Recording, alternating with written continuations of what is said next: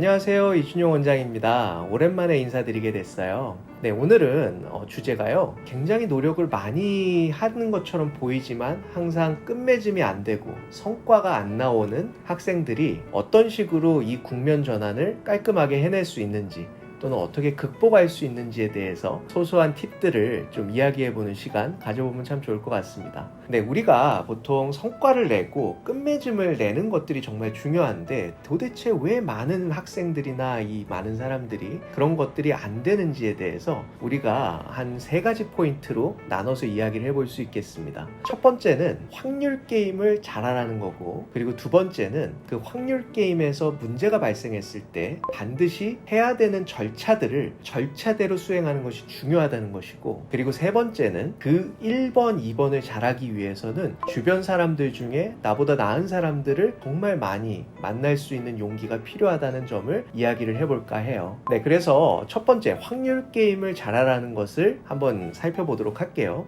보통은 많은 학생들이 유년기가 되면 10가지의 하고 싶은 게 생겼을 때 꼭 9개에서 10개를 되게끔 만들어야 된다는 생각에 사로잡히곤 합니다. 그러다 보니까 어떤 문제들이 생기냐면 딱 보고 이거는 실패할 것 같아, 이거는 어려울 것 같아, 그러면 그 도전 자체를 아예 안 하는 경우도 굉장히 많고요. 특히 뭔가 내가 이런 일들을 시작해 봐야겠다, 또는 내가 이런 공부들을 성과를 내봐야겠다, 이런 상황이 발생했을 때 처음 시작할 때 막 생각도 하고 이렇게 하면 더 잘 되겠지 하면서 정말 보람찬 하루를 시작하긴 하지만 중간에 조금만 어려운 일이 있어서 오게티처럼 자기가 생각했던 완성본과 다른 모습들이 나오면 이 전체가 잘못됐다고 생각을 하고 아예 그걸 폐기하거나 새로 다시 시작하려고 하는 것들이 항상 문제가 된다는 것이죠. 이때 제가 저희 학생들에게 항상 강조하는 것들은 이거는 확률 게임이라는 것이죠. 보통은 이제 청소년기에 10번의 시도를 하면 통상적으로 2-3개의 성공을 하기가 쉽지가 않습니다. 이유는 되게 명확한데요.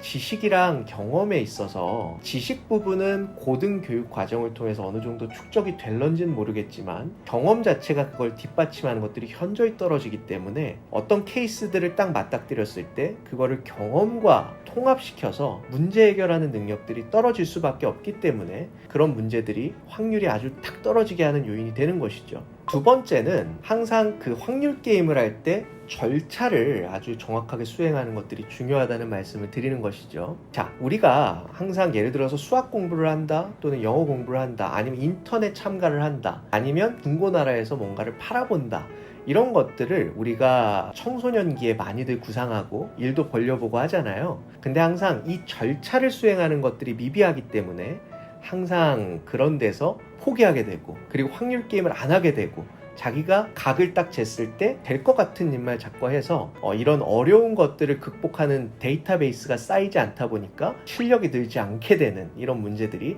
생긴다는 것이죠. 우리가 10번을 뭔가를 하고 싶다고 했을 때 가장 중요한 전제 조건은 이게 좀 안 될 것 같고 하기 싫은 것 같고 해도 다 해보는 게 중요하다는 게 있고요. 일단은 그 일들을 벌렸을 때 생각대로 되는 게 2개면 생각대로 안 되는 게 8개가 있다는 뜻이잖아요. 네, 그랬을 때 생각대로 안 되는 이 8개에 대해서 절차대로 문제 해결을 하는 것이 중요하다. 이게 오늘 이 영상의 핵심이라고 해도 과언이 아닐 것 같아요. 자, 이 문제가 일단 발생을 하면 대부분의 학생들은 자신이 뭔가 잘못됐거나 실패한 것들을 공유하는데 엄청 주저한다는 것이죠. 그래서 여기서 가장 중요한 거는 제가 경험을 해보니까요, 아무리 어려운 케이스도요, 이 절차에서 피어 리뷰하는 것까지를 빈틈없이 하게 되면 적어도 3바퀴 안에서 모든 문제들이 해결이 되거나 종결이 되는 경우로 결국은 마무리가 됐다는 것입니다. 이때의 기대 효과는 뭐냐면 실제로 시행착오를 겪으면서 결국은 성공까지 가는 데이터가 계속 쌓였지 않습니까? 나중에 유사 사례가 있을 때는 다시 이 사이클을 돌 필요가 없어요. 이때 정답을 이미 알고 있기 때문에. 이런 식으로 데이터베이스가 쌓여서 성공이 되는 케이스들을 누적을 시키다 보면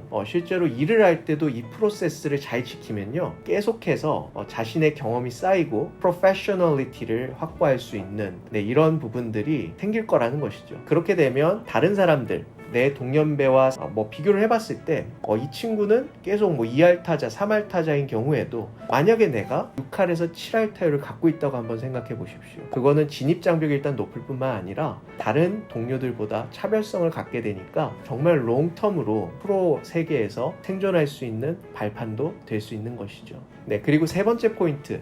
프로세스들을 유지할 때 가장 중요한 것은 문제를 리뷰할 때 반드시 자신보다 조금이라도 나은 동료나 선배 또는 선생님을 찾아서 문제를 공유하고 그 문제를 함께 분석해서 원인 해결 방안을 찾는 것입니다. 네, 그런 부분들이 담보가 되는 생각들이 전개가 돼야만 나보다 나은 사람의 말을 경청할 수 있는 자세라는 것도 생길 수 있지 않나 싶어요. 그래서 이제 실제로 이 절차들을 제대로 돌리려면요, 생각보다 많은 나보다 나은 사람들을 만나야 되는 숙명을 갖게 됩니다.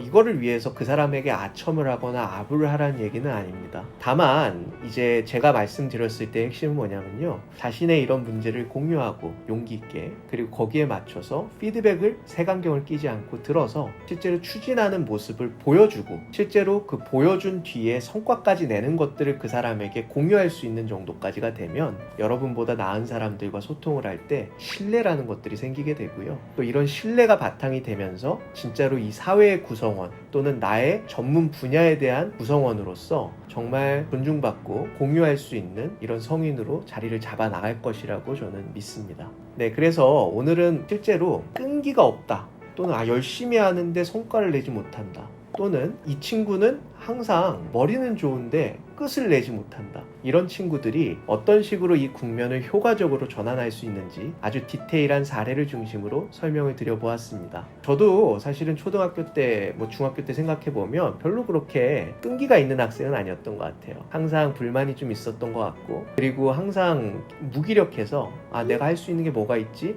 이런 고민을 했던 것도 사실인 것 같습니다. 하지만 저도 이제 나름대로 노하우가 쌓이고 사업도 거의 15년, 20년 가까이를 해보니까 이런 절차들을 잘 지키고 이 원칙을 지키는 것만이 유일하게 이런 수렁에서 탈출할 수 있는 가장 효과적인 방법이구나 라는 생각들을 많이 하게 됩니다. 네, 그래서 여러분도 제가 이제 도표로도 올려드릴 테니까 한번 그 절차대로 한번 꾸준히 노력해 보시고, 이 노력을 하는 과정에서 잘 안 되는 게 있으면 언제든지 댓글을 통해서 문의해 주시면 제가 그때 어떤 식으로 조처를 해야 되는지도 한번 팁을 드려보는 시간 갖도록 하겠습니다. 오늘도 시간 내서 경청해 주셔서 감사합니다.